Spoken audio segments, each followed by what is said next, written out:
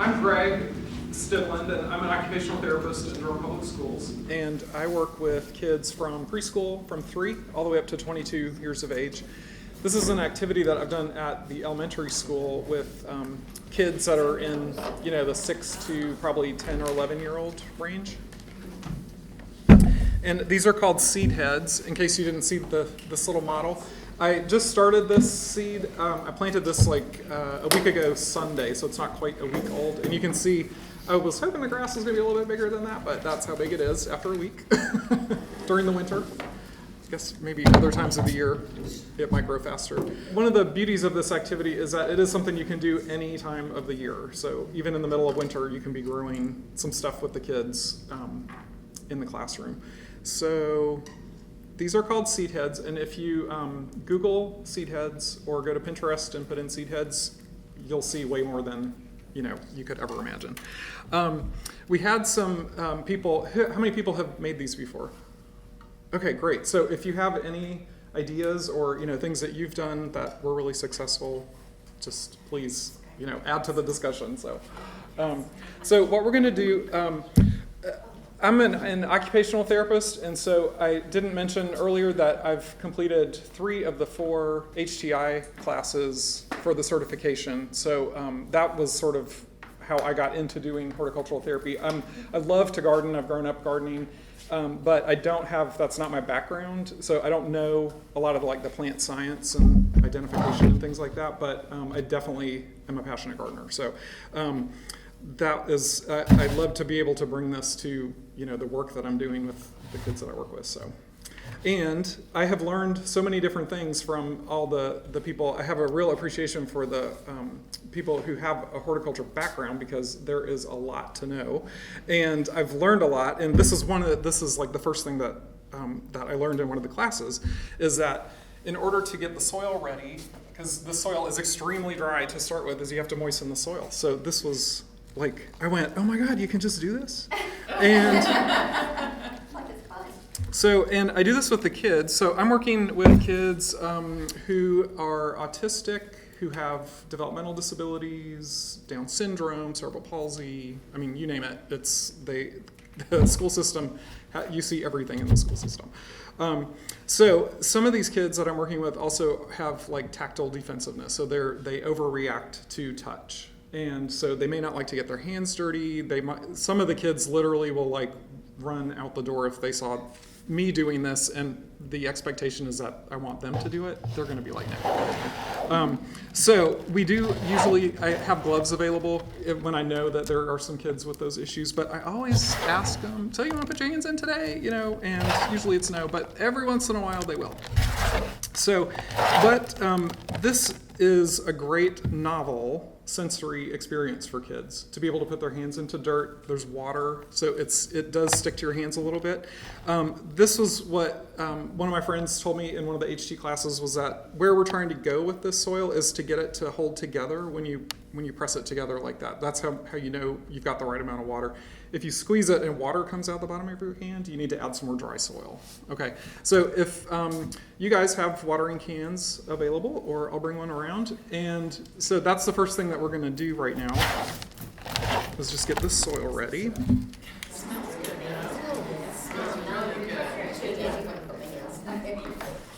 So once you get the soil kind of ready, and I'm not great at planning stuff out like this, so I was thinking probably we should have done this part first, but it'll be right.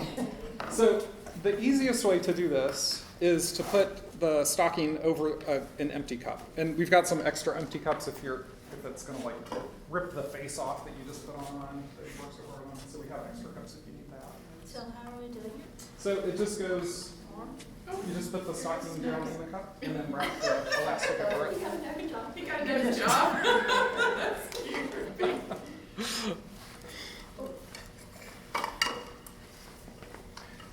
So this is, we're going to be using grass seed. This is just grass seed that I bought at Home Depot in this bag. It's a 3-pound bag, and I've had this for 2 years.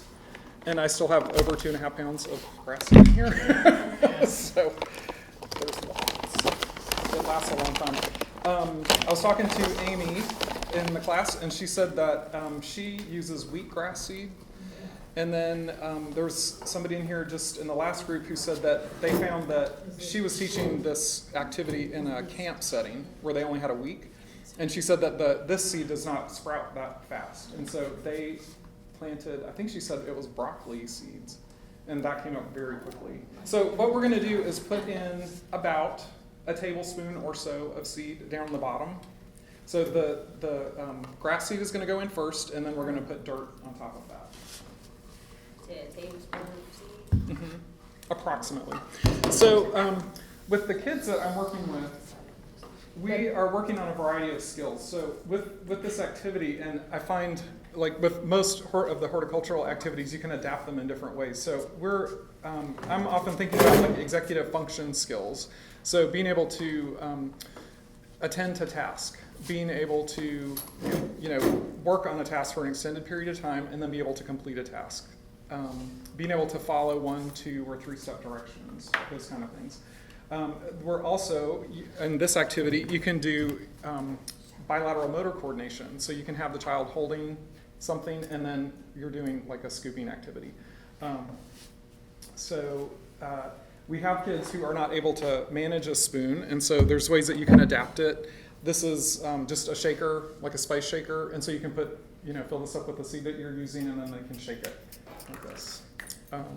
Anybody else have other adaptations that they've done?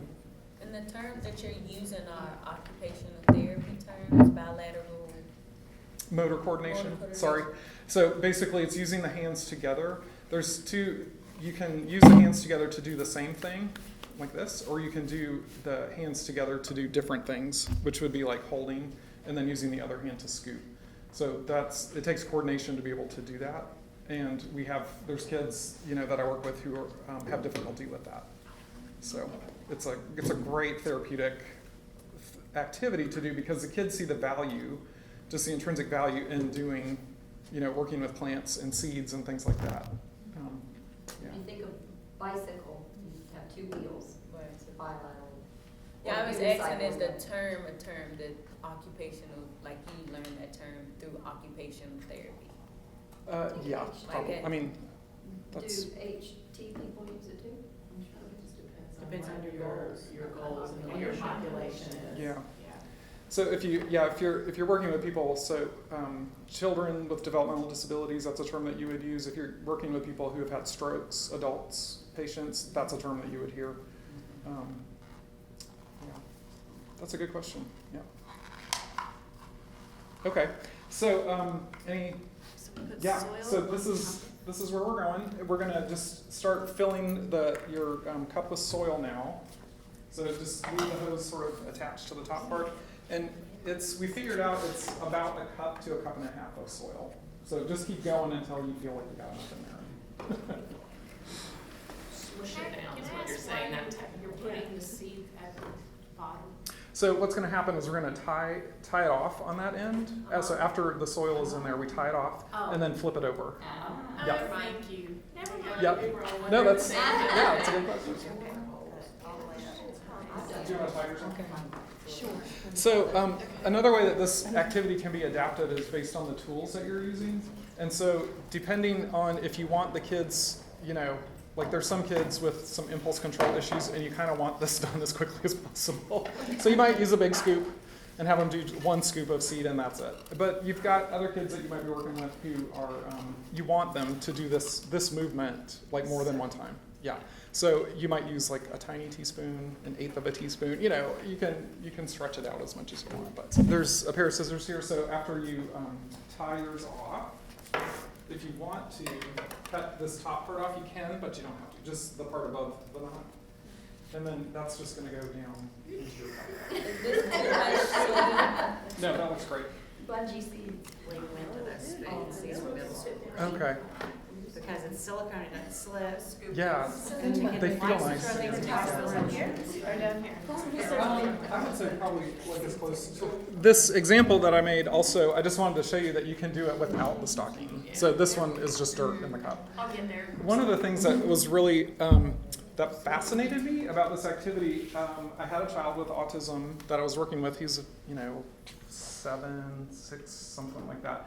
And after the grass had grown up, we took all the plants down, and this is a watering bottle that I just had in here.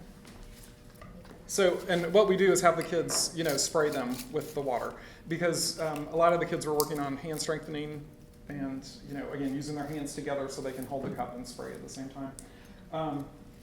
And what he did before we did the watering was he literally took the whole thing out. The grass is growing, it was about this high, and he was using it like a fidget. And I was going to stop him, and then I went, wait a minute, that is really cool. And it's ryegrass. It's like the grass doesn't care. And he put it back in, and it continued to grow. So it was really neat. So again, this is a great activity for kids. They see the purpose in it. We need to water the plants today, so it's your turn to water the plants. Okay. Otherwise, when you're trying to work on hand strength with a kid, it's they're like, I don't want to do that. It's too much work, but they see the purpose in these activities. But it doesn't have to stop. Right. So what happens then after these start to grow is you can do different things, again, with working with school tools with the kids. So using scissors, you can cut the grass, cut the hair on your little person.